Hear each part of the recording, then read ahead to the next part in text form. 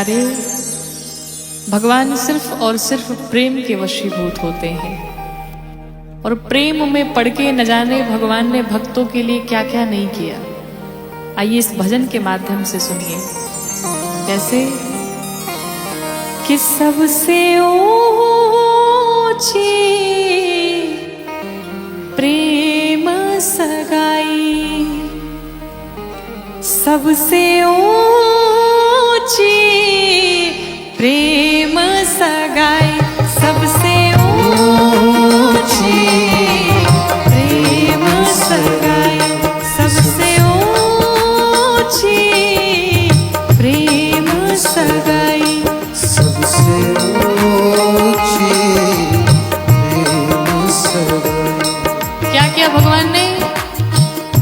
दुर्योधन के मेवा त्यागे, दुर्योधन के मेवा त्यागे, दुर्योधन के मेवा त्यागे, दुर्योधन के मेवा त्यागे, साग विदुर घर खाई,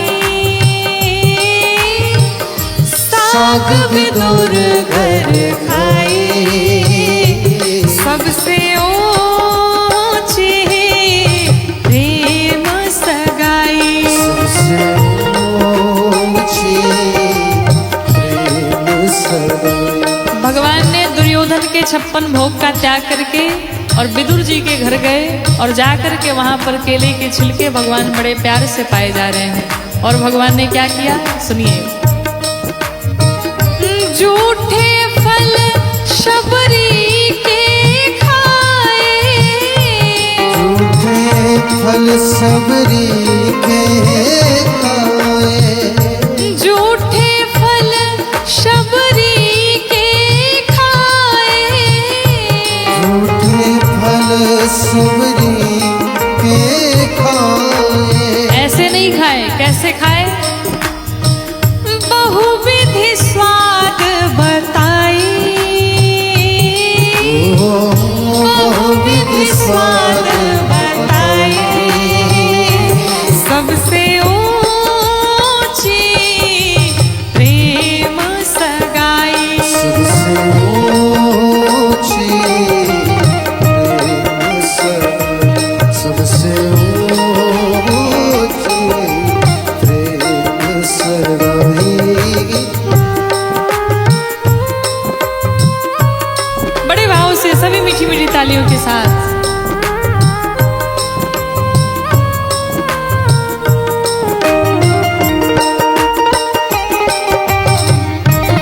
राघवेंद्र सरकार की जय हो। आइए भाव से बोलते हैं। दर्शन करिए।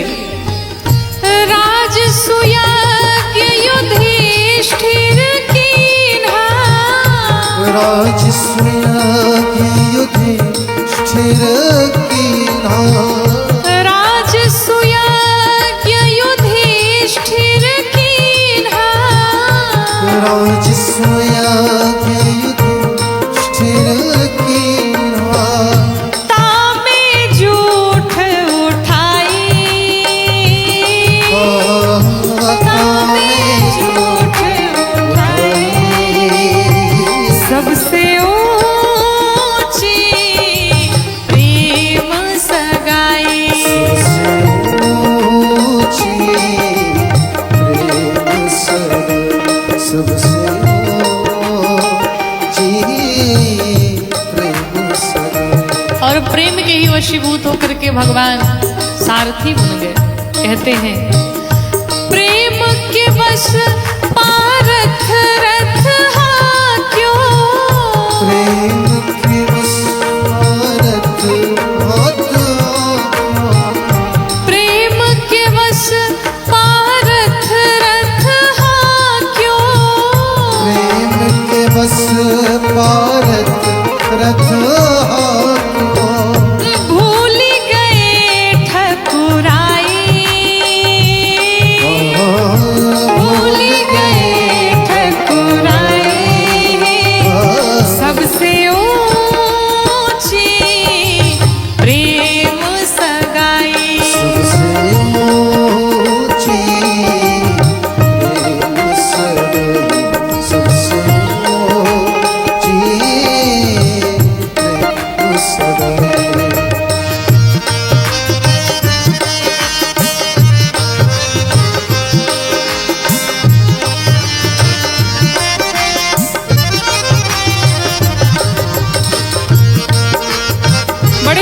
से सभी लोग।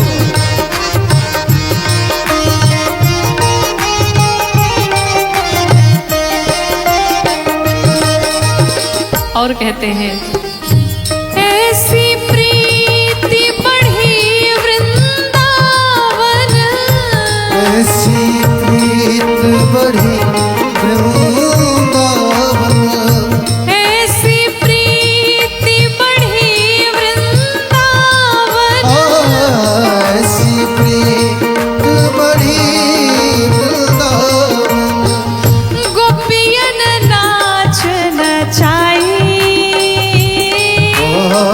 गोपियन नाच नचाई, सबसे ऊंची प्रेम सगाई, सबसे ऊंची प्रेम सगाई, सबसे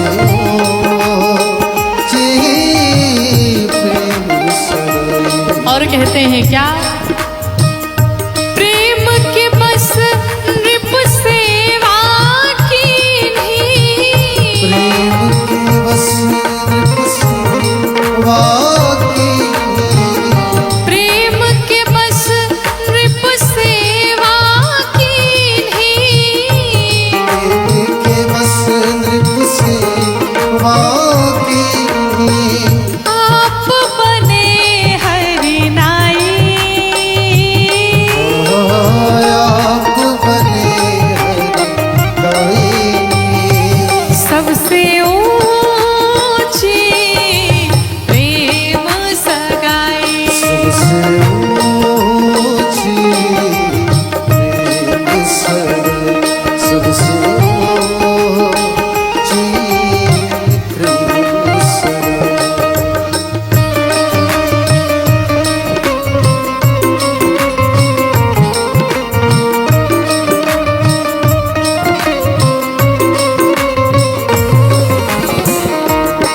बड़े भाव से राघवेंद्र सरकार की जय हो, अयोध्या धाम की जय हो। और अंत में कहते हैं सूर क्रूर एहि लायक नाही, लायक नाही, सूर क्रूर एहि लायक नाही, सूर क्रूर लायक नाही, केहि लग करो बड़ाई, केहि लग करो बड़ाई, सबसे ऊंची प्रेम सगाई, सबसे ऊंची प्रेम सगाई, सबसे ऊंची प्रेम सगाई, सबसे ऊंची प्रेम सगाई, सबसे प्रेम सगाई, सबसे ऊंची प्रेम सगाई।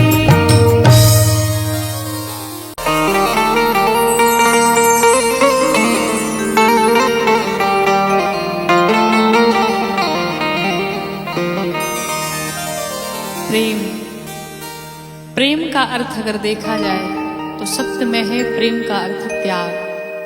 प्रेम में कुछ इच्छाएं नहीं होती हैं।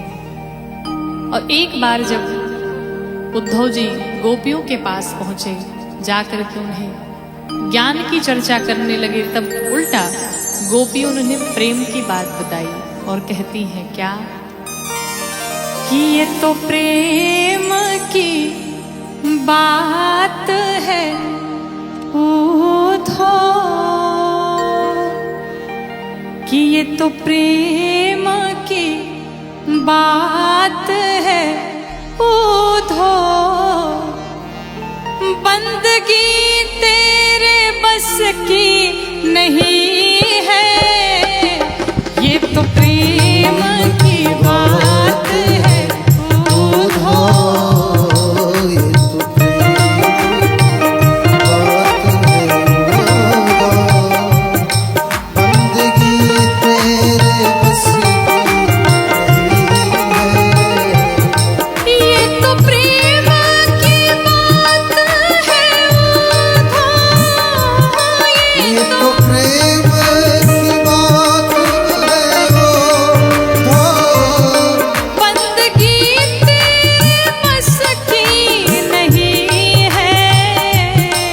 बंदगी तेरे बस की नहीं है। ऐसा क्यों?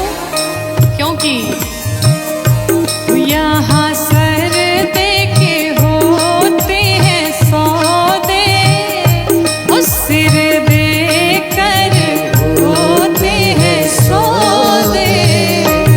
आशिकी इतनी सस्ती नहीं है, सिर दे सौदे आशिकी तेरे बस की नहीं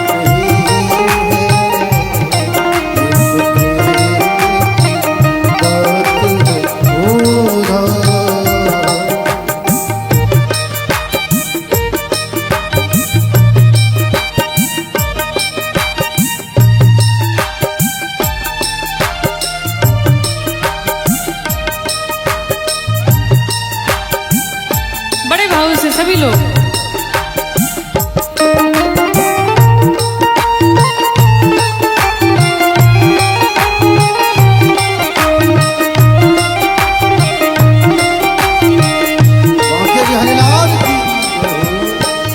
कुछ लोग प्रश्न करते हैं कि पूजा करने का समय क्या है, भक्ति करने का समय क्या है।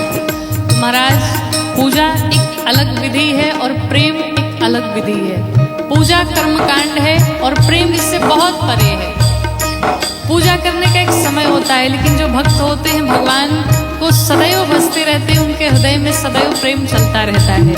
साधक कहता है क्या कि प्रेम वालों ने कब वक्त पूछा, प्रेम वालों ने कब वक्त पूछा, कितनी पूजा हो तुम करते प्यारे, कितनी पूजा हो तुम करते प्यारे। क्या हो यहाँ हर पल होती है पूजा, हो यहाँ पल पल पूजा सिर झुकाने की फुर्सत नहीं है।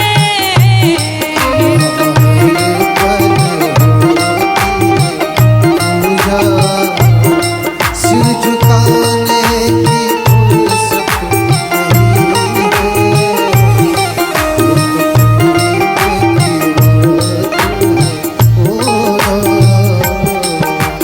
बड़े भाव से सभी लोग मीठी मीठी तालियों के साथ।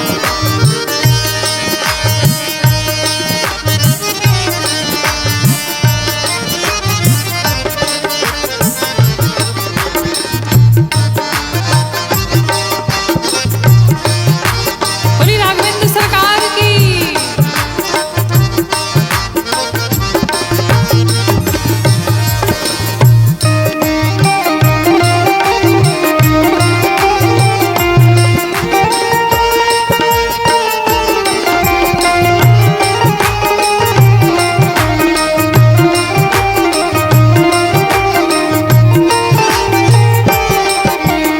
जो वाकई में मस्ती में डूबा है, आनंद में डूबा है, जितने लोग इस कथा में बैठे कथा श्रवण कर रहे हो, वाकई में अगर उन्हें आनंद आ रहा है तो फिर उन्हें बार बार घड़ी देखने की कोई आवश्यकता नहीं है। और जो बार बार समय देख रहे हैं वो आनंद में डूबे ही नहीं है। और जो आनंद में डूबा है उसे समय का पता नहीं चलेगा। इसलिए साधक ने कहा क्या, जो असल में है मस्ती में डूबे, जो असल में है मस्ती में डूबे, उन्हें परवाह क्या जिंदगी की, उन्हें परवाह क्या जिंदगी की। जो उतरती है चढ़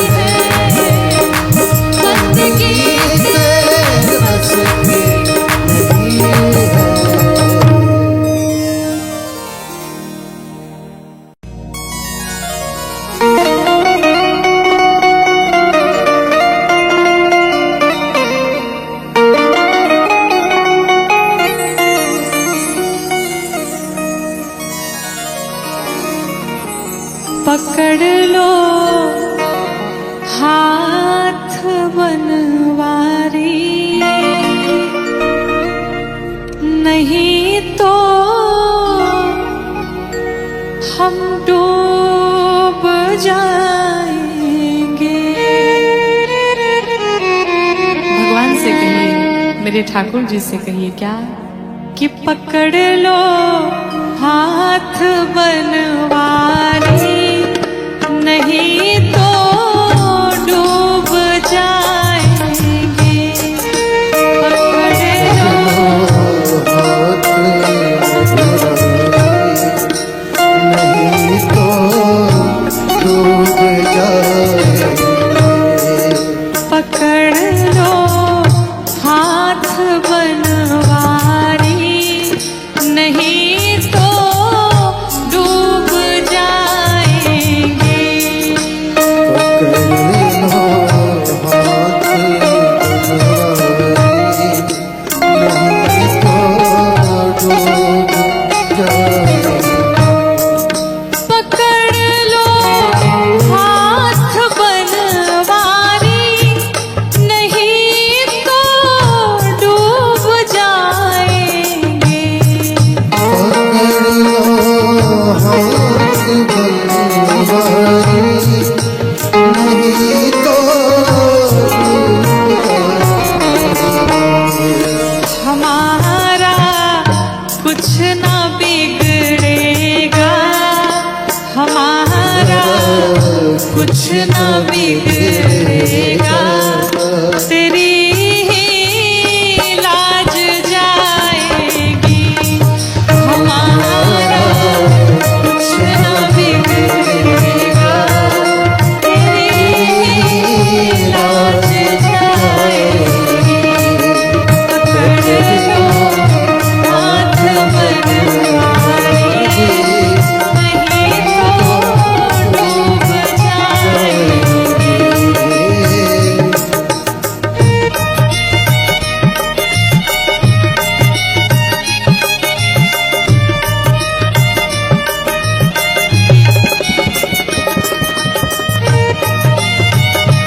गाइए भाव से घुटते हुए सभी रुक जाए।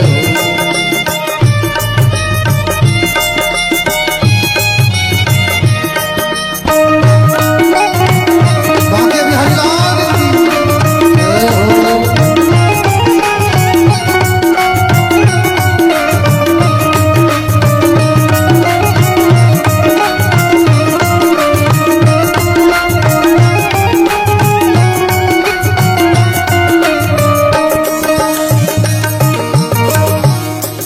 धरी है पाप की गठरी, हमारे सर पे ये भारी। धरी है पाप की गठरी, हमारे सर पे भारी। धरी है पाप की गठरी, हमारे सर पे ये भारी। धरी है पाप की गठरी, हमारे सिर पे भारी। वजन पापों का है भारी, वजन पापों का है भारी। इसे कैसे उठाएंगे, वजन पापों का है भारी। इसे कैसे उठाएंगे। पकड़ लो हाथ बनवारी, नहीं तो डूब जाएंगे।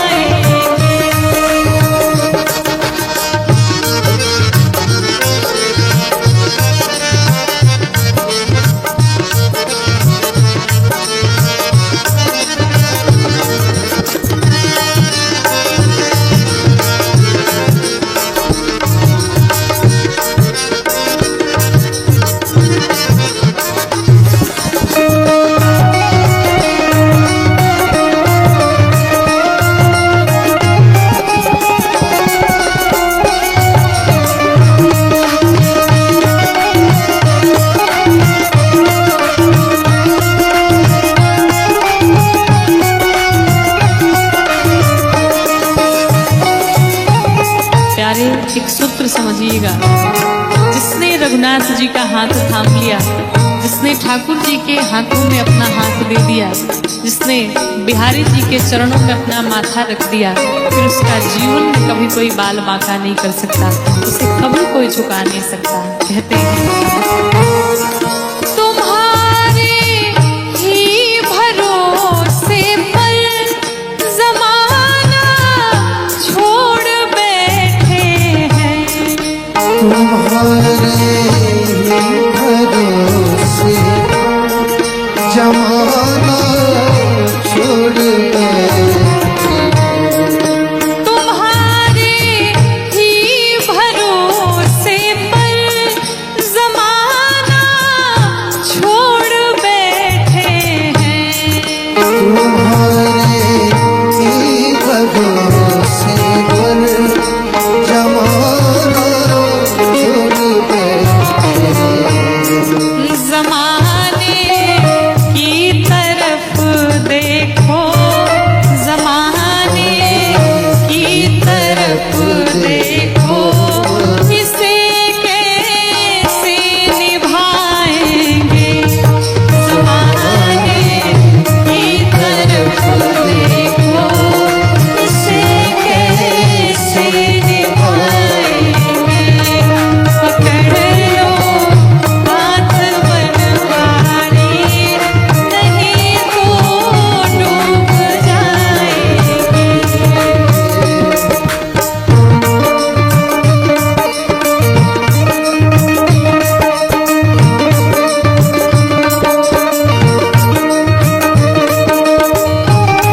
भाई भाव से बोलते हैं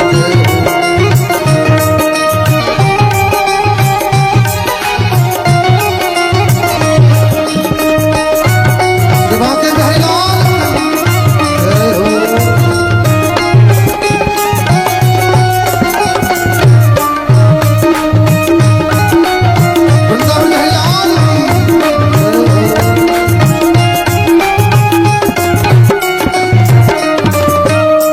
और जो भी चाहता है कि हमारी नाव कभी न डूबे, इस भवसागर से पार हो जाए, वो श्री ठाकुर जी को, श्री रघुनाथ जी को अपना खेवैया बना ले।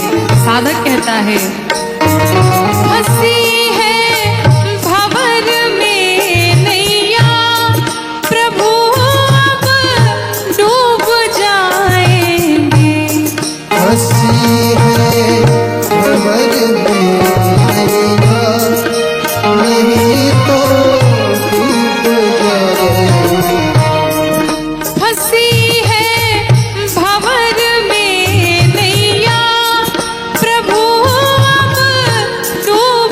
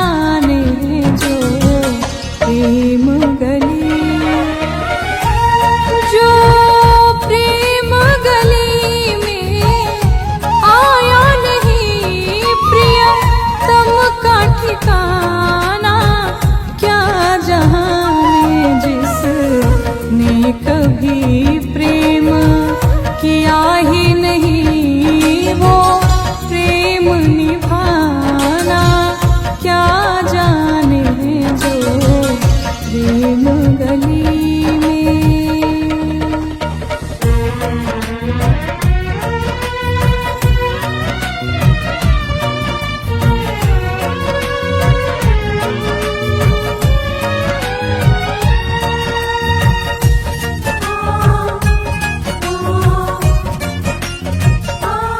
जो वेद पढ़े और भेद करे, मन में नहीं निर्मलता है।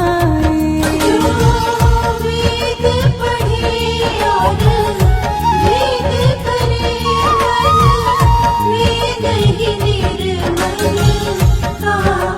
है।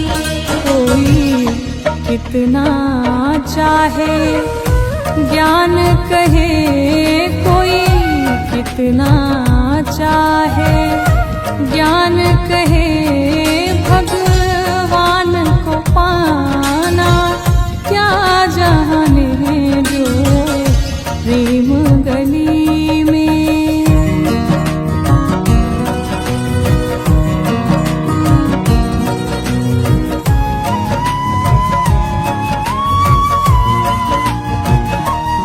ये दुनिया गोरख धंधा है, सब जग माया में अंधा है। ये दुनिया गोरख धंधा है, सब जग माया में अंधा है। जिस अंधे ने प्रभु को देखा नहीं, जिस अंधे ने प्रभु को देखा नहीं, वो रूप बताना क्या जाने जो प्रेम गली में।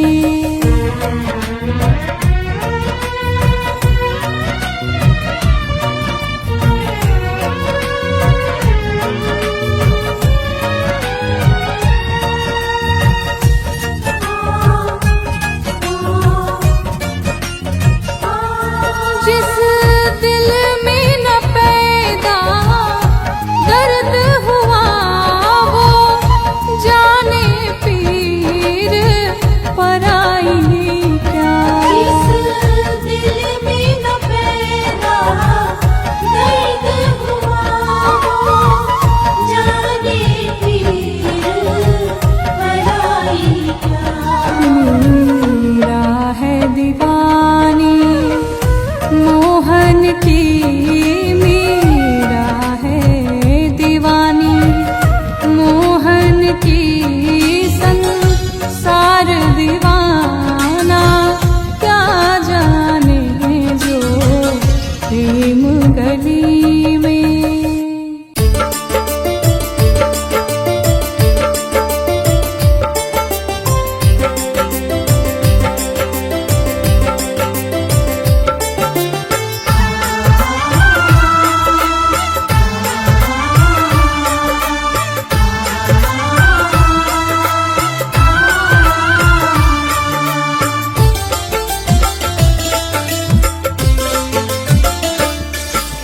दूर नगरी बड़ी दूर नगरी, हाँ दूर नगरी बड़ी दूर नगरी।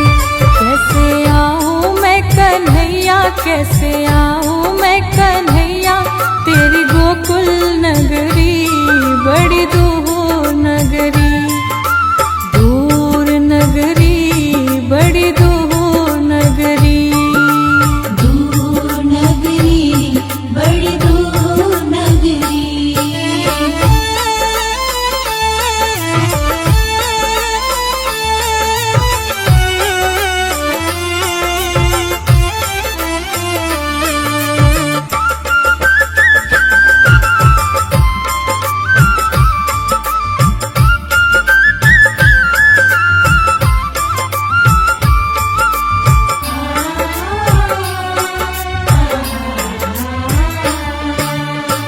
जमुना में जाओ कान्हा पायल मोरी बाजे, जमुना में जाओ कान्हा पायल मोरी बाजे।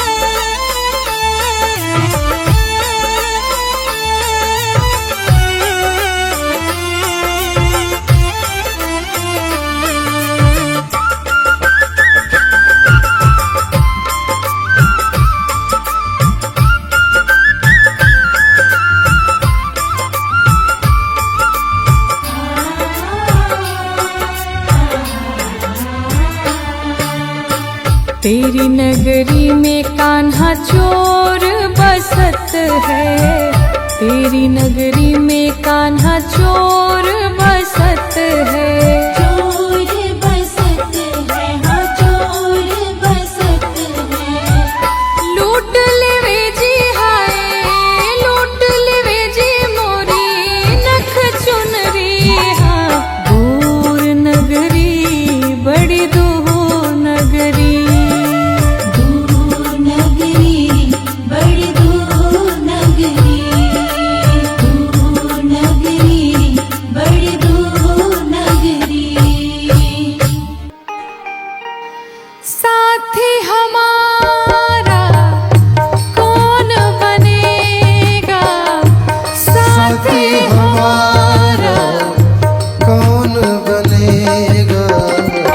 तुम ना सुनोगे तो कौन सुनेगा, तुम ना सुनोगे तो कौन सुनेगा।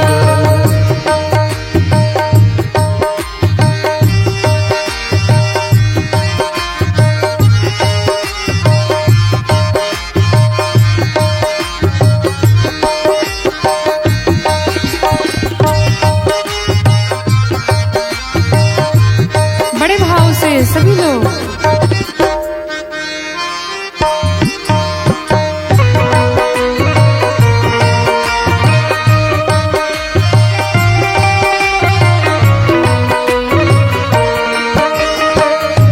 आ गया तेरे दर पे सुनाई हो जाए। आ गया तेरे दर पे सुनाई हो जाए। जिंदगी से दुखों की विदाई हो जाए। जिंदगी से दुखों के विदाई हो जाए। एक नजर कृपा की डालो, मानूंगा एहसान, मानूंगा एहसान। संकट हमारा कैसे टलेगा, संकट हमारा कैसे टलेगा। तुम ना सुनोगे तो कौन सुनेगा, तुम ना सुनोगे तो कौन सुनेगा।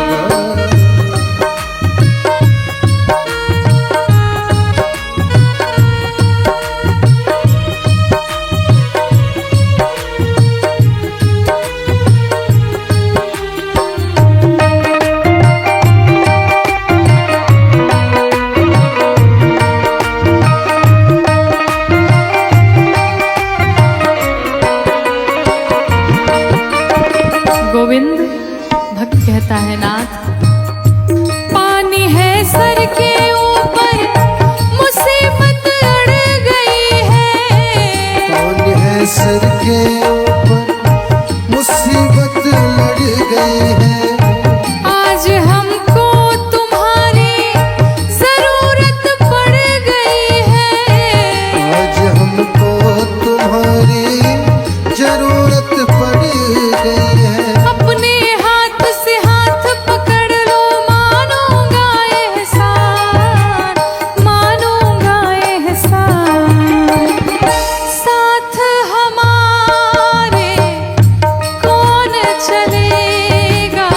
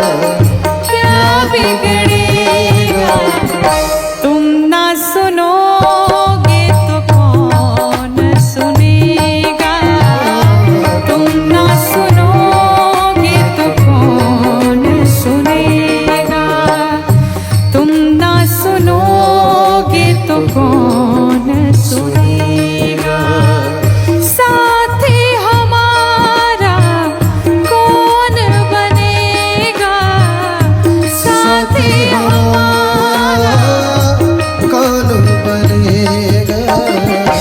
तुम ना सुनोगे तो कौन सुनेगा, तुम ना सुनोगे तो कौन सुनेगा, तुम ना सुनोगे तो कौन सुनेगा।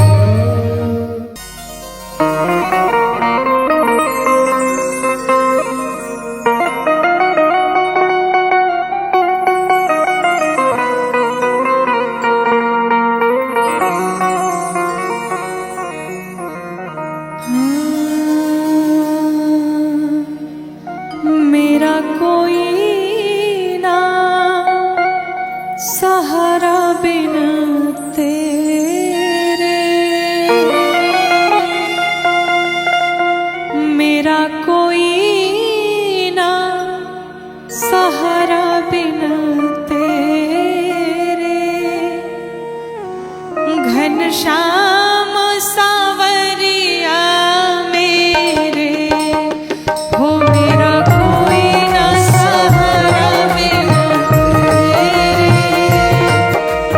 श्याम सावरिया मेरे, हो काटो जन्म जन्म के फेरे, काटो जन्म जन्म के फेरे, घनश्याम सावरिया मेरे, मेरा कोई ना सहारा बिन तेरे, श्याम सावरिया मेरे।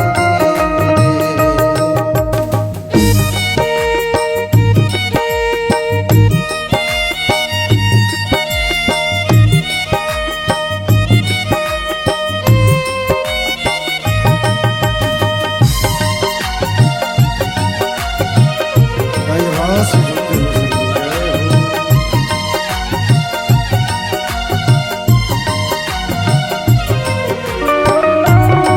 सावरे सरकार की जय हो, राधा रानी की।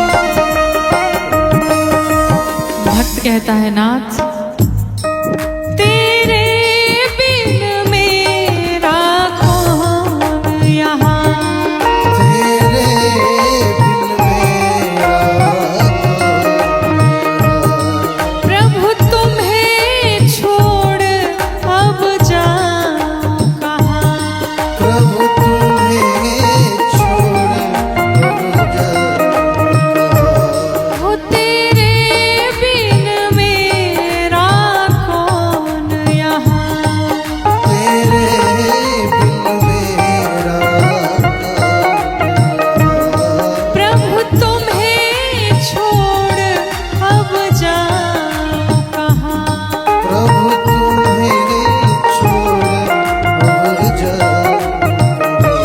मैं तो आन पड़ी दर तेरे, मैं तो आन पड़ी दर तेरे, घनश्याम सावरिया मेरे, मैं तो आन सहारा तेरे, श्याम सावरिया।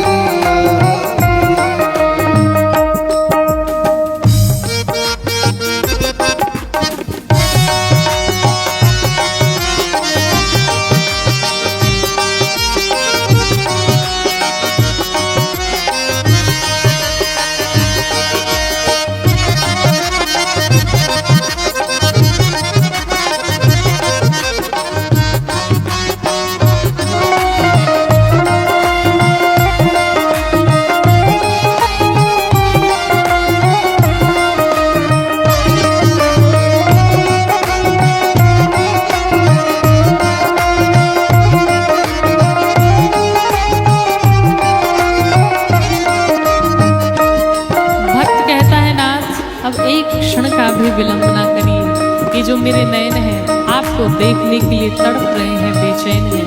ऐसे मेरे नैना कब से तरस रहे, मेरे नैना कब से तरस रहे, सावन भादो जस बरस रहे, सावन भादो जैसे बरस रहे। ओ मेरे नैना कब से तरस रहे, मेरे नैना कब से तरस रहे, सावन भादो है बरस रहे। सावन भादो में बरस रहे। प्रभु अब कुछ दिखाई नहीं पड़ता, अब छाए घन घोर अंधेरे, अब छाए घन घोर अंधेरे, घनश्याम सावरिया मेरे, अब छाए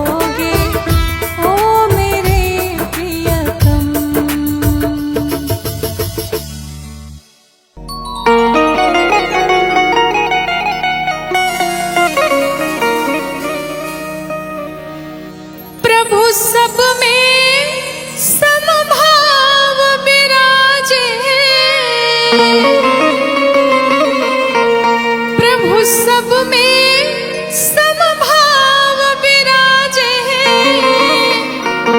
सबका करे उद्धार, बरस रही प्रभु की कृपा अपार, बरस रही प्रभु की कृपा अपार, बरस रही प्रभु की कृपा